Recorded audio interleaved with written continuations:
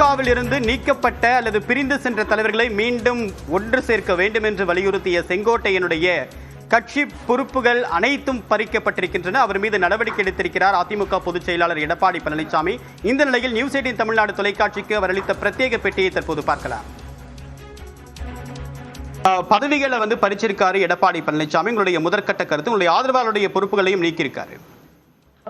என்னை பொறுத்தவரையிலும் தர்மம் வெல்ல வேண்டும். புரட்சித் தலைவர் எம்ஜிஆர், புரட்சித் தலைவர் அம்மா வழியில் இந்த இயக்கம் வெற்றி நடை போட வேண்டும் என்பதற்காக என் கருத்துக்களை வெளியிட்டிருக்கிறேன். என்னை அவர்கள் கழகத்திலிருந்து நீக்கியதற்கு என்னுடைய மகிழ்ச்சியை தெரிவித்துக் கொள்கிறேன். ஏன் மகிழ்ச்சியை தெரிவிக்கிறீங்க? வேற என்ன பண்ண முடியுங்க? அடுத்த கட்டமா உங்களுடைய நகர்வு என்னங்க? இல்ல, மகிழ்ச்சியை தெரிவித்துக் கொள்கிறேன், அவ்வளவுதான். அடுத்த கட்டமா நகர்வு என்ன?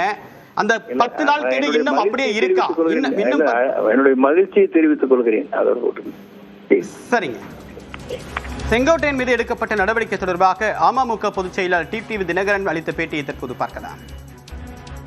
ஒரு தலைவர் ஒரு கருத்தை முன்னெடுக்க வைக்கும் பொழுது அவருக்கு பின்னணி வருவதை அவர் மகிழ்ச்சி என்று சொல்கிறார் என்றால் அதில் பின்னணி என்ன என்பதை காலம் உங்களுக்கு உணர்த்தும்.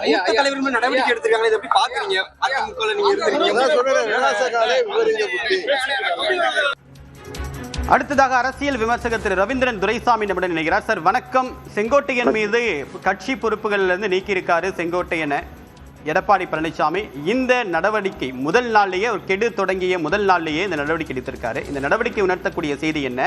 இதன் மூலமாக கூட்டணி கட்சியினருக்கும் புற அழுத்தம் விடுப்பவர்களுக்கும் சொல்லக்கூடிய செய்தி என்ன? இந்த நடவடிக்கை எதிர்பார்த்த ஒன்றுதான். நேற்றைய விவாதத்தில் நான் கூறினேன், எடப்பாடி பழனிசாமி டிலே பண்ணாம செங்கோட்டையனை கட்சியை விட்டு நீக்கிடுவாரு.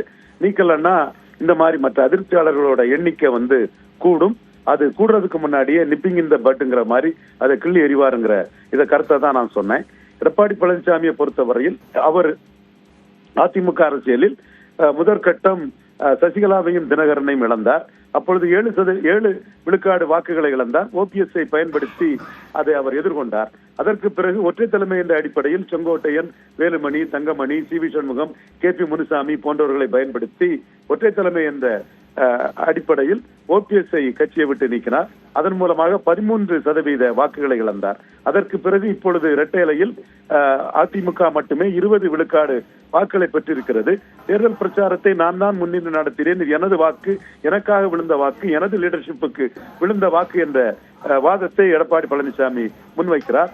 இந்த வாக்குக்குள் அவரோட பங்கு கேட்கக்கூடிய ஸ்டேக் ஹோல்டர்ஸ் என்ற அடிப்படையில் செங்கோட்டையன் போன்றவர்கள், அவரோடு 24 இருந்தவர்கள் மட்டுமே இருக்கிறார்கள். சசிகலா, தினகரன், ஓபிஎஸ் எல்லாம் இந்த டீமுக்குள் இல்லை. அந்த வகையில் இன்னைக்கு செங்கோட்டையன் அதில் ஈரோடு மாவட்டத்தில் முழுக்க ஈரோடு மாவட்ட கட்சி என்பது செங்கோட்டையன் தான் என்று நிரூபிக்கும் விதமாக உள்ளே வந்த பிறகு இதனைத் தொடர்ந்து சி.வி. சண்முகம், கே.பி. முனுசாமி, வேலுமணி, தங்கமணி போன்றவர்களில் சிலர் அந்த போர்க்கொடியை தூக்கி வரலாம் என்ற அச்சத்தின் காரணமாக எடுத்த எடுப்பிலே நான் தான் அதிமுக, ஏற்றுக்கொள்பவர்கள் ஏற்றுக்கொள்ளுங்கள், மற்றவர்கள் போங்கள் என்றுதான் கூறுகிறார். இது முன்பொரு முறை உதிர்ந்த மயிர்கள் என்று ஜெயலலிதா கூறியதற்கு இணையான ஒரு நடவடிக்கையை தான் எடப்பாடி பழனிசாமி செய்கிறார்.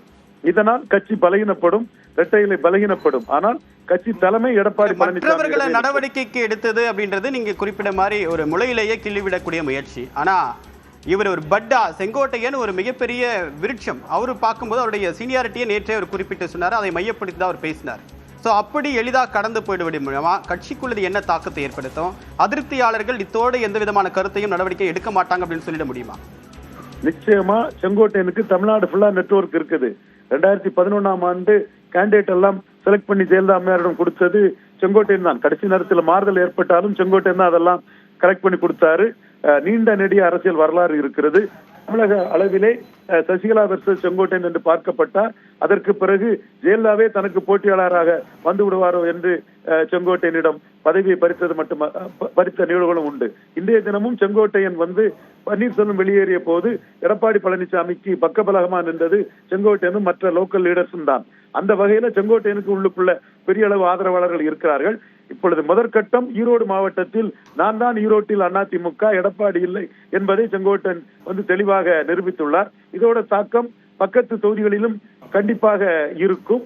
இதையும் தாண்டி ஒட்டுமொத்த தமிழகத்தில் எந்த அளவுக்கு இந்த தாக்கம் இருக்கிறது, தென் மாவட்டத்தில் செங்கோட்டையன் சுற்றுப்பயணம் செய்தால் தென் மாவட்டத்தில் எடப்பாடியின் பாதிக்கப்பட்டவர்களால் செங்கோட்டையனுக்கு மிகுந்த வரவேற்பும் கிடைக்கும். இதனை செங்கோட்டையன் அடுத்த கட்டம் எப்படி நகர்த்துகிறார் என்பதை பார்க்க வேண்டும். உள்ளுக்குள்ளிருந்தே செங்கோட்டையனுக்கு ஆதரவாக மற்றவர்கள் பேசிவிடக் கூடாது என்பதற்காக சமர்த்தரும் கைதேர்ந்த அரசியல்வாதியுமான எடப்பாடி பழனிசாமி உடனடியாக அந்த நடவடிக்கை எடுத்து விட்டார். இதனால் அதிமுக பலகீனப்படும், இரட்டை இலை பலகீனப்படும். ஆனால் எடப்பாடி பழனிசாமியின் தலைமைக்கு எந்த ஆபத்தும் இல்லை.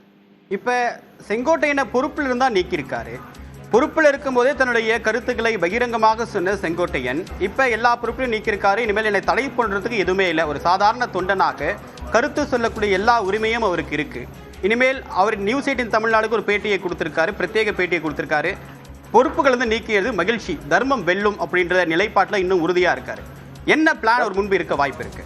தர்மம் வெல்லும் என்ற அடிப்படையில் அவர் சொல்கிறார் என்றால் எடப்பாடி கிராப்பர் அபகரிச்சுக்கிட்டாரு கட்சிங்கிற கருத்தை தான் கொண்டு போவார். எடப்பாடி கிராப்பர் அபகரிச்சிட்டாருங்கிற கருத்து வந்து முன்பு ஜாதிய ரீதியாக இருந்தது.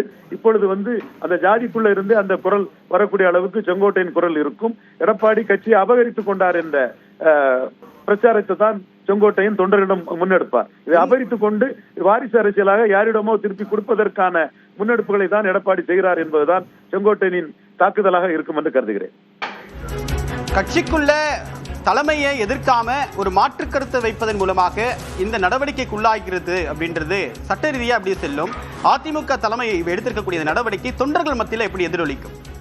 தொண்டர்கள் மத்தியில மீண்டும் விரக்தி அடைவாங்க. எடப்பாடிக்கு vote transferring capacity, seat converting capacity கிடையாது என்ற அடிப்படையில அவருக்கு வந்து கூட்டணியே சரியாக அமையல.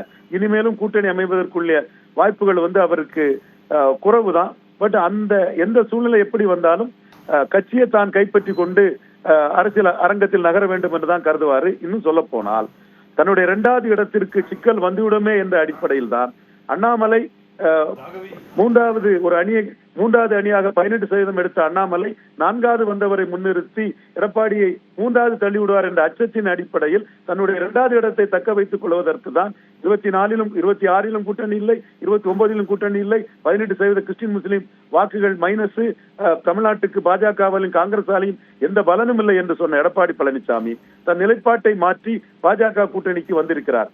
இந்த சூழ்நிலையில் எடப்பாடி பழனிசாமியின் முற்று முதலான நோக்கம் தான் ஸ்டாலினுக்கு ஆப்போனன்ட் 2வது இடத்தில் இருக்க வேண்டும், அதிமுக தன் கையில் இருக்க வேண்டும். இந்த 2இன் அடிப்படையில் தான் அவருடைய ஒவ்வொரு நகர்களும் இருக்கும். அதில் அவர் சாமர்த்தியமாக சாதுரியமாக செங்கோட்டையன் நேற்றைய செய்தியாளர் சந்திப்புல ஒரு 2 விஷயத்தை உடைச்சு பேசினார். எனக்கு 2 ஆப்ஷன் இருந்தது, அந்த 2ஐயும் நான் கட்சி உடைஞ்சிடக்கூடாதுன்னு சொல்லிட்டு தவிர்த்துட்டேன். ஆனா அவர் சொல்லாத 3வது ஆப்ஷன் ஏதாவது இருக்கா? இப்ப அவர் அதற்கான முயற்சியை தொடங்கியிருக்காரா? அது அவர் இதுல எந்த அளவுக்கு அதிமுகவுக்குள்ள உடைச்சி காட்ட முடியும் என்பதை பொறுத்து அவருக்கு அந்த 3வது ஆப்ஷன் வரும். அதுல அவருக்கான வேலைகளையும் அவருக்கான முன்னெடுப்புகளையும் அவர் தான் செய்ய வேண்டும். எந்த அளவுக்கு இதுல கடைசியா 20% வாக்கு எடப்பாடி தலைமையில் கிடைச்சதுல செங்கோட்டையனால தாக்கத்தை ஏற்படுத்த முடியும் என்பதன் அடிப்படையிலே அவருடைய தனித்துவ தலைவராக நிற்பதற்கான வாய்ப்புகள் வரும். தனித்துவ தலைவராக அவர் நிற்க முடியாவிட்டாலும் அவரை ஏற்றுக்கொள்வதற்கு செல்வாக்கான நெகட்டிவ் இல்லாத அனைத்து ஜாதிகளாலும் ஏற்றுக்கொள்ளக்கூடிய செங்கோட்டையனை ஏற்றுக்கொள்வதற்கு செந்தில் பாலாஜி, சேகர் பாபு, அனிதா ராதாகிருஷ்ணன், KKS ராமச்சந்திரன், ரகுபதி வரிசையில் திராவிட முன்னேற்ற கழகமும் MK ஸ்டாலின் அவர்களும் தயாராக இருக்கிறார்கள். அதன் மூலமாக அவர் இவர்களை போல் திராவிட முன்னேற்ற கழகத்தில் முக்கிய இடத்தை பெறலாம். பட் இது அவருடைய லாஸ்ட் ஆப்ஷனாக தான் இருக்கும் என்று கருதுகிறேன். உள்ள விரிவான கருத்துக்களுக்கு மிக்க நன்றி ரவீந்திரன் துரைசாமி.